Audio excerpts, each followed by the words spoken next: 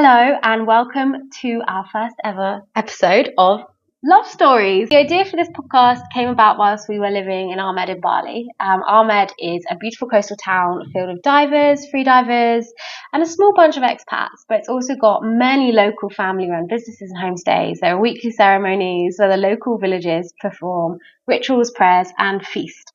We were inspired by a couple of storytelling groups that we'd been part of whilst in Bali, and we want to invite family, friends, and strangers to share their stories of love and community, whether that is everyday love, small, big gestures, friendly love, relationship love, romantic, or family love. Storytelling is one of the earliest art forms. Before written languages and books even existed, we shared what it is to be human through word of mouth, telling stories around the fire, sharing tales of myth and folklore, teaching lessons and offering guidance through creative thought. The power of storytelling is absolutely undeniable. Stories connect us, make us feel understood, and challenge us to think differently. We want to share a podcast that is easy to listen to, comforting, and completely not stressful. We'll start each week with a joke, followed by a story about love or community, or both. So today, I'm going to introduce myself. I'm Amelia, and I'm here with Freddie. Hello. Hello, Freddie. We've been together for 5 years and thought, it's a good time to start a podcast. So I think Freddie is going to go first. He doesn't have a joke today, but that's okay. I'll tell a joke. What do you call a mummy covered in nuts and chocolates? A Ferrero Rocher. A Ferrero Rocher. Ferrero Rocher. Ferrero. A Ferrero Rocher. Nice. Okay, Freddie. So, what does community mean to you? Community means to me in general.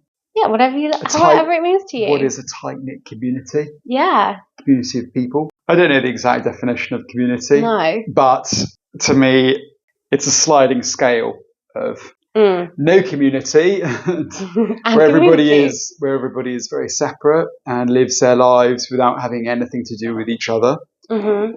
Not collective, shall we say. Mm-hmm. And then good community are places where people have a lot to do with each other, constantly doing things, constantly working with each other, or hanging out together and doing activities with each other. It varies. Yeah, definitely. And our experience of being away in Southeast Asia, we have witnessed some amazing communities and places where there was a lot of tight-knit community, both with the local population, and often we've been around places with high numbers of foreign people, be that tourists or be that kind of expats or people who own businesses, run businesses, or are working, have moved to the place and are working. So I can share a few of those places, my favourite places. Yeah, give us some anecdotes or some little observations of what you've seen. Okay, yes. So the first country we flew into was Vietnam last January 2024. Wow. And I must say there were some very exciting places that we went to. I think to start with Ho Chi Minh kind of blew my mind. Yeah. With how much energy is in that city. Really the most energetic city I've ever seen. It was quite mind-blowing, actually. There seemed to be a very young demographic. Seemed to be most people in Ho Chi Minh were sort of under 30. Everybody was racing around being an entrepreneur, and it was just incredible to see.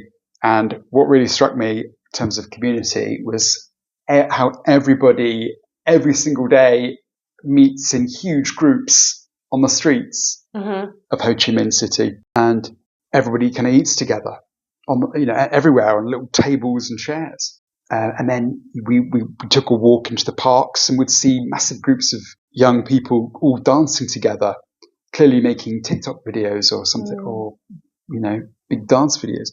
That was quite mind blowing.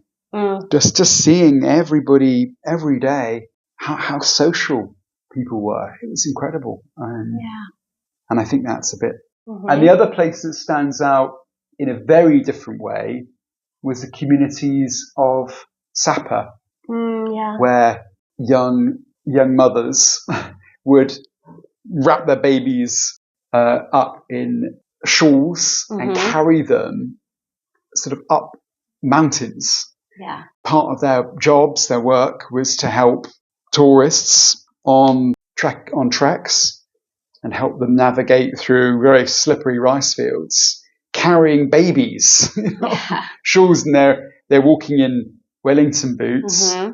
But and that sort of that duty of looking after babies. Some of them were grandparents, or aunts looking after their grandchildren or nephews and nieces, I remember. That's it. Yeah. So sharing the responsibility of looking after babies, and that was quite incredible. And they were the healthiest looking people that I've ever seen. Yeah. They looked so fresh. That's what happens when you live in the mountains and you're walking every day up and down. Yeah, you're healthy. You're super healthy. But even seeing going down to the villages, these mountain villages, you get really a real sense of these are really close knit communities. Everyone's looking out for each other. Everyone knows each other. Everyone looking out for each other. Everybody's hanging out every day. Yeah. With each other. Okay, so that's Vietnam. I thought Cambodia. I mean, many places in Cambodia were also kind of similar, but the community on a Cambodian island off the coast of the mainland on the west coast, was called Korong San Luem. And that was another standout kind of community. And that was really interesting because Cambodia is very open to foreigners setting up businesses in Cambodia. So there was about 50 businesses, foreign-owned kind of businesses on the island.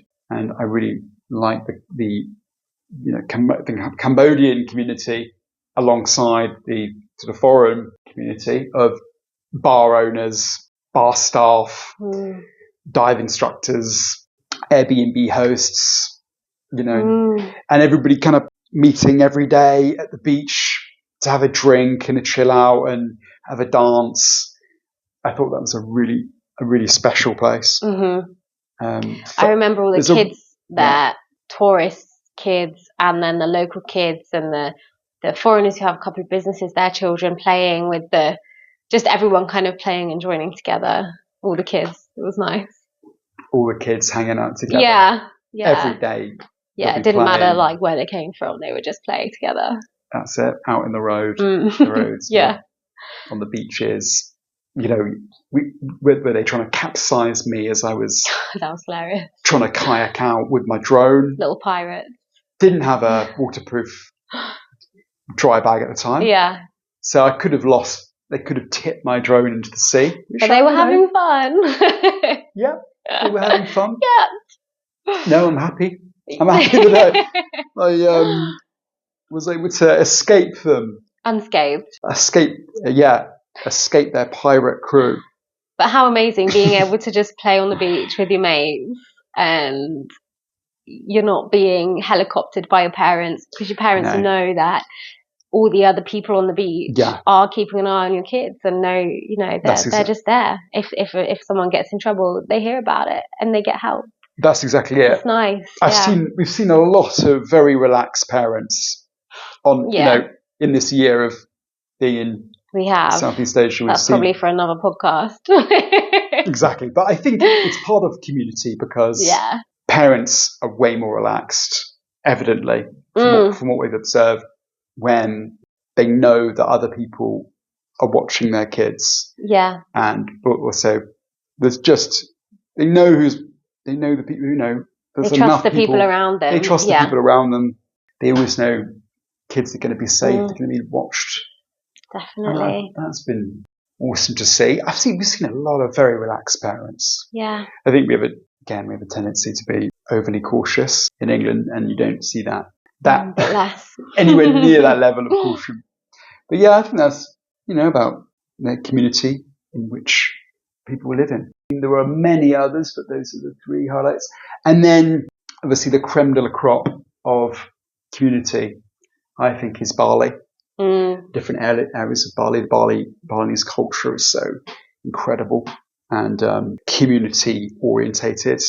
Yeah. I see, we've been lucky to sort of see so much of that Balinese community, but also expat community as well, and how easy and free flowing meeting people can be, and being a part of a kind of expat community, and regularly going to each other's houses, supporting each other as well. Those communities of I'm part of a girls' WhatsApp chat, and there's hundreds of girls from where we're staying, and every day there's people reaching out like, oh girls, can you help me with this? Can you help me with that? Does anyone know about this? And they're also helpful, responsive, and I think that just shows that definitely it's really nice to know that's there.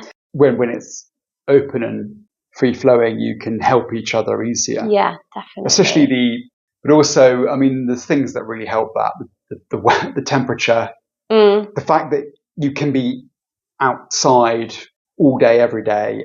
You don't spend much time inside. You can easily. The weather's never too cold to.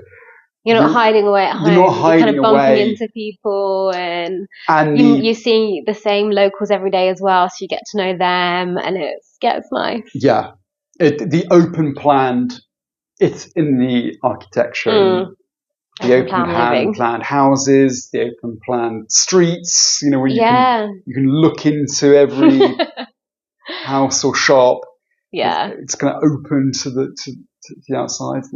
That helps. Yeah, definitely. Yeah. It makes you feel connected. I mean, if you in some way, and also good for being able to see people's lives. Like people's lives are on show so much more. They are, yeah. You can see into their worlds. Yeah, which is great for nosy people. Their like family me. lives. But also good for anybody who needs help as well. Like, it's easy to see how people are doing when you can physically see them. Or absolutely. More likely to interact as well. Yes, definitely. Bali is a very special place for that. That's why I've been so many times. spent so much time here. It's a huge factor. Okay. Thanks, Freddie. I love all those little memories that we have of communities that we've seen, and lots of them are to do with family, I think, by the sounds of it. But also the gelling of different cultures. It's nice. Yeah. Thank you. Definitely. Okay. So I'm going to talk about love now and share a story about love. So dictionary definition of love is that it is a strong feeling of warm personal attachment or deep affection, such as for a parent, child, friend, or pet. But we all know that actually it presents a little bit differently than that, and is very personal, very subjective. The ways that one person feels about love or experiences love might be very different to how somebody else experiences it. And when I reached out to some friends about maybe coming on this podcast, a lot of them assumed it was romantic love that we were after, but actually we really enjoy hearing stories about pretty, normal love that might not necessarily be, showering somebody with flowers, but is in little gestures of every day that's between strangers maybe, or mother and daughter, or friends, or within the community that you're part of. The story I'm going to tell today is quite short, but I think it's nice, so we'll see. So when me and my sister were younger, we were lucky enough to be able to go on holiday every year, and we would go to Greece with our family, and we'd have a friend who would meet you pretty much only in Greece. We'd meet up with her every single year. She was our age too. Maybe we were aged in between like 6 and 10 for those years. And as you can imagine, every single day was spent in the pool. We put on shows for our family. We played dolphin games. I vividly remember making dolphin food at the side of the pool in our kitchen. and wishing every single day that I could be a mermaid. But another thing that really sticks out to me from these holidays is how every hour on the dot we were dragged out of the pool by our dad. We were stood on the steps in the shaded area, and we were covered head to toe, literal head to toe, scalps, ears, inner ears, eyelids, in ears, like in the ears, you pushed all over the ears, on our eyelids, everywhere, sun cream. Any bit of skin that was showing, we were covered. And it was when Nivea did that green, it was a kid's sun cream and it was green. So it wasn't just your white sun cream that you'd blend into your skin and it would disappear. It was green. And I'm pretty sure at some point there was a purple version, but I might be wrong on that. He was making you into Shrek. He was turning us into Shrek. And I remember standing there, like digging deep to find patients, me and my younger sister. I think maybe Emily joined us too, just trying to find the patients whilst we were, covered in this green gloop. And we would sit, after that, we'd have to sit outside of the pool for 20 minutes whilst it sank in. So me and my younger sister would just be sat there in these little chairs, either eating a pizza or a tuna sandwich, because your best choices on holiday. Like just sat there, no towels or anything, like little green miniature Shreks, waiting for this green sun cream to soak in, like chomping at the bit to get back in and save the dolphin like food kids. that left in the oven that we need to save. And at the time, it was a bit of a nuisance. It was a bit of a faff having to get out of the pool and disturb the playing.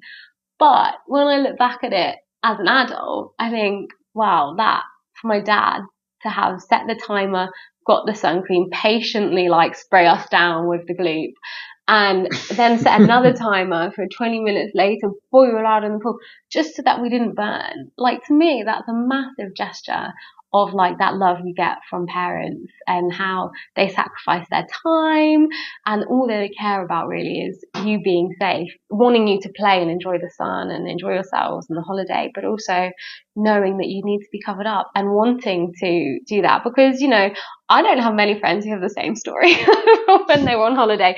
Were you covered in sun cream? Well, why wasn't it just white sun cream? I think it was, but then they had the fun green. So the point of the green one was that you could see where you put it. Oh, okay. Oh, that makes sense. And maybe to make it more fun, but it was just green. And would it just seep off you in the pool?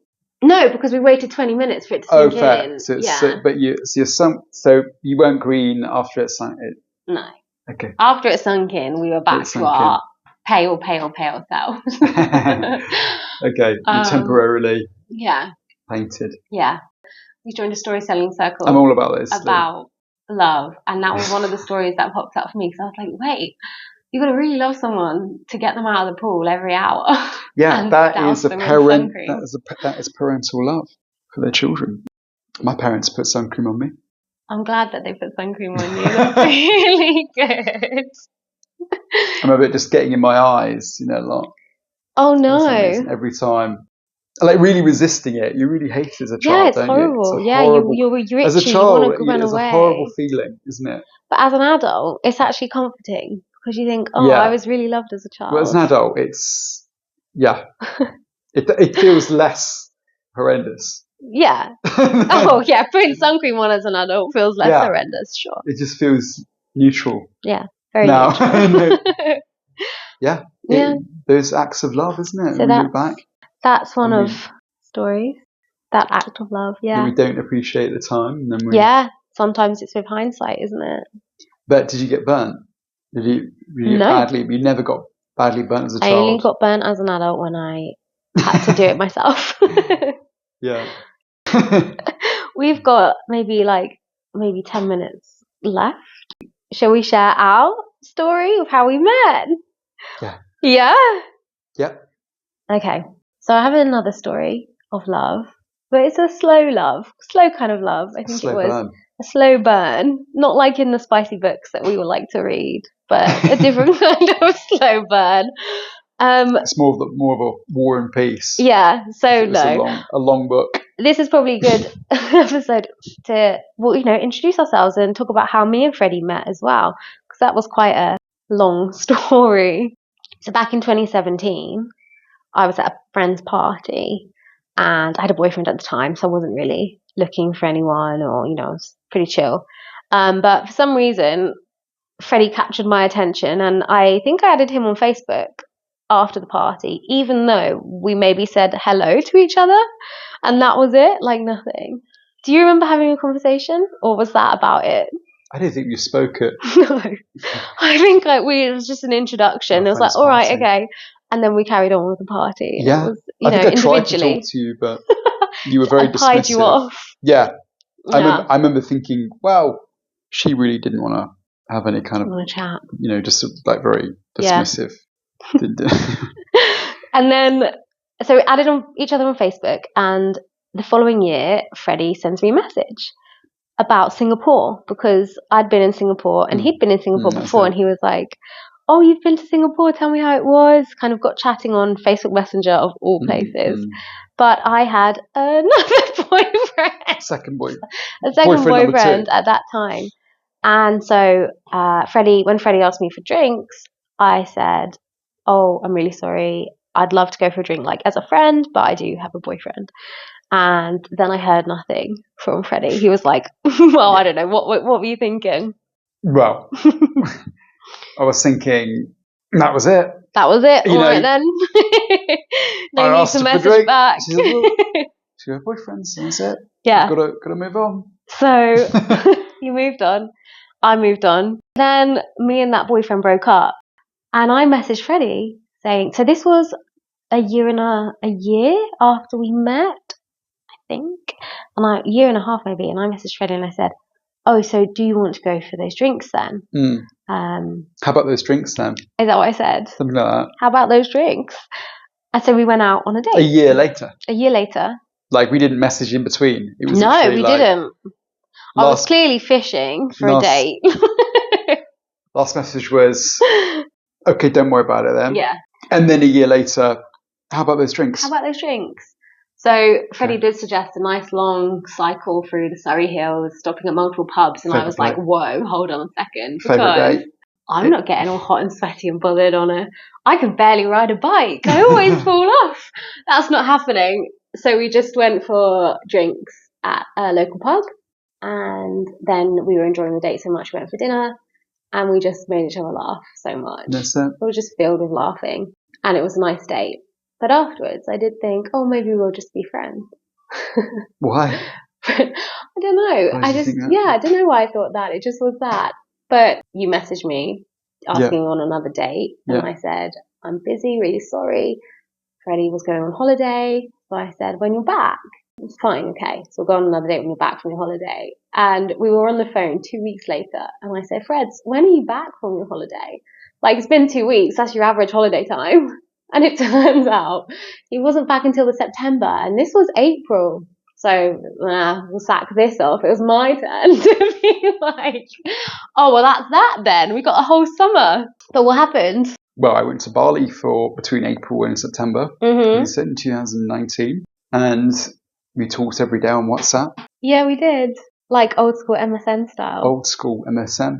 And we really built up kind of like the foundations of a relationship by talking so much. And, you can't go fast if all you're doing is talking for 4 months. No. You can't move quickly, can you? You can't, all you can do is get to know each other. You get to know each other. And I knew that chat on the phone. It was special because our chat was like pretty natural, and it was good. Good, yeah. Made each other laugh, which I said earlier was important, but it was really nice. We made lots of jokes on WhatsApp.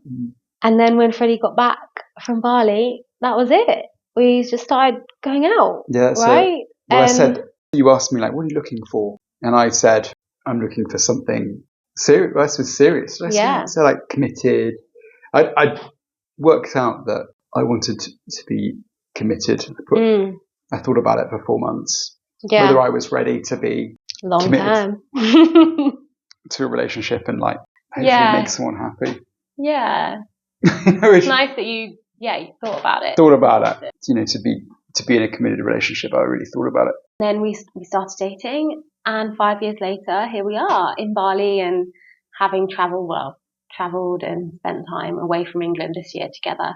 And what it showed me was that my relationship with Freddie is the first relationship where I think it's been actual kind of love, because it's been comfortable. It hasn't really been that scary. It hasn't been super intense. I haven't felt overwhelmed or scared or anything like that. It's felt like comfortable, soothing.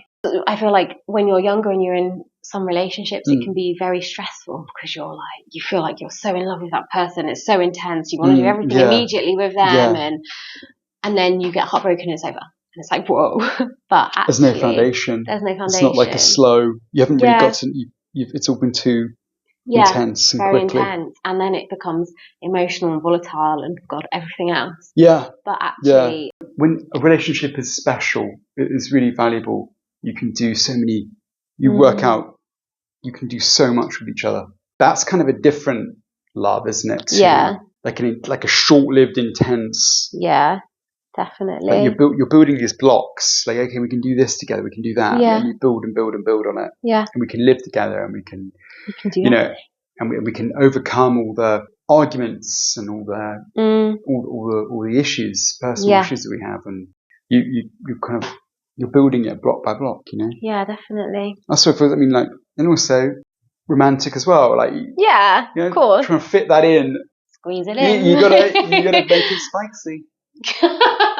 You gotta fit it in. I'm not sure if Freddie knows the definition of spicy in Book Talk world. Not in, I've never read anything spicy. I'm sure I've shown you some spicy books. Okay. Yeah. This slow, kind of comfortable, reassuring and soothing love, whether that's with a relationship, like with a partner or with a family member, or that's what it feels like. It's nice, feels safe. Yeah. And that's kind of the thing we want to hear more stories about. Right? Is that real kind of reassuring and inspiring as well. I think kind of whether that's self-love too. That's an important one too. Stories about self-love. I love that. That's it. True self-love. Yeah.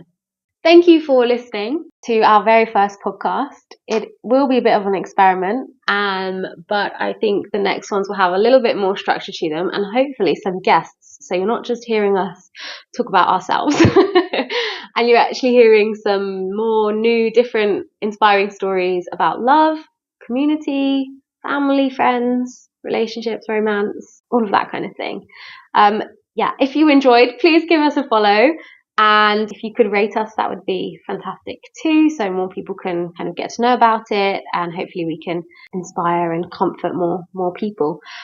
Any feedback would be great as well, as this is podcast number 1. We're looking forward to hearing from you. Thank you. Bye.